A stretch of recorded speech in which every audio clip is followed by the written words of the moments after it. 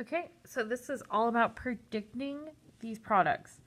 So this one, I have 3 moles of calcium bromide in an aqueous solution plus 2 moles of a lithium phosphate solution, also aqueous. If I look, I have a compound and a compound. So that means it's not synthesis. That means it's not decombustion. And I have no oxygen by itself, so therefore it can't be combustion, which I already said, whatever. Both these are compounds, so it's not an element, so that means it's going to have to be a double replacement. So that means my cations, which go first because they're the positively charged ions, are going to switch places. So I have lithium, Li. It's a group 1 metal, so it has a positive 1 charge. Bromine is Br. It's a halogen, so it has a negative 1 charge. The charges are the same, so they cancel out. And if I look, if I go to bromine, it's soluble except in compounds of silver, lead, or mercury. Doesn't meet any of those, so it is soluble, so that means the state is going to be aqueous.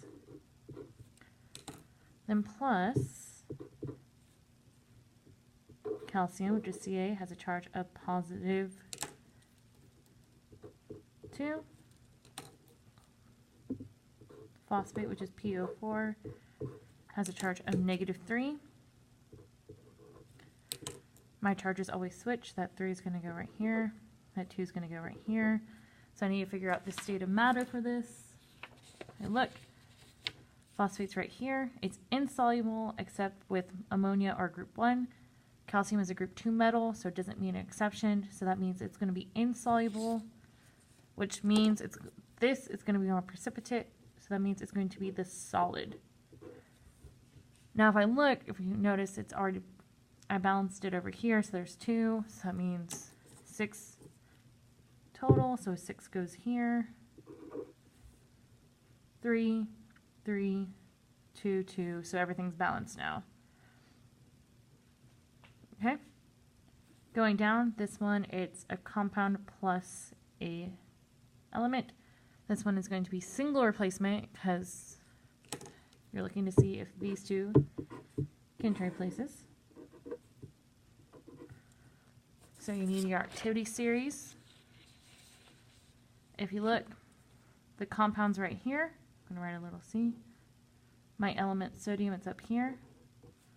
So go C to E, follow the alphabet. It is a trade up, so the reaction will occur. So sodium is Na.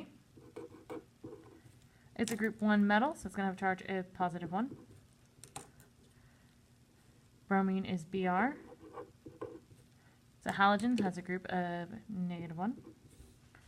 The charges can't cancel each other out, so there's no need for subscripts. Plus zinc. Zinc's not one of our diatomics, so it's just going to be by itself. Again, if I notice there's a 2 over here, so all I need to, in order to balance this, is just a 2 in front of the sodium bromide. This one says a synthesis reaction occurred in the lab when students burned magnesium. Magnesium reacted with oxygen, ... So, my couple things that this gave me, it's a synthesis reaction. So that means I have 2 reactants, 1 product. So we have magnesium. So it's going to be Mg with oxygen, so we reacted with oxygen plus oxygen. Now oxygen's one of our diatomics, have no fear of ice-cold beer, so it's going to be O2 yields. This says synthesis, so I know it makes 1 product. So it yields magnesium oxide. So Mg has a charge of positive 2. Oxygen has a charge of negative 2. So these 2 charges cancel each other out. So it's just MgO. And then to balance it, we need a 2 right here and a 2 right here. Moving down, this one says methane, CH4, combust. Our combustion's always with oxygen.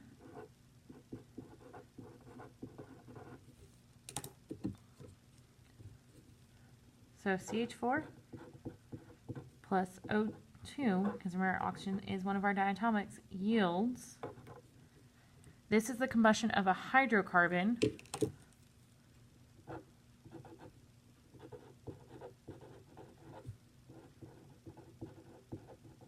so it always produces the same two things. It always produces CO2 and water.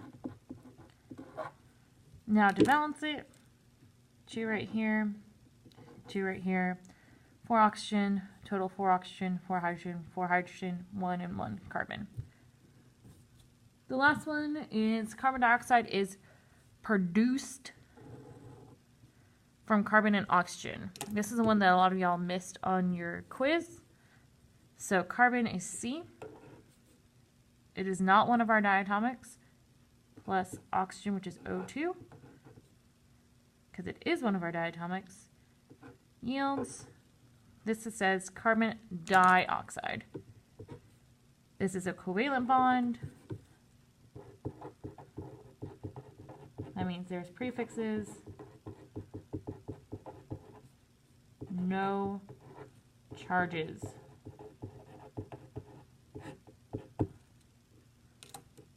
So it's going to be CO2.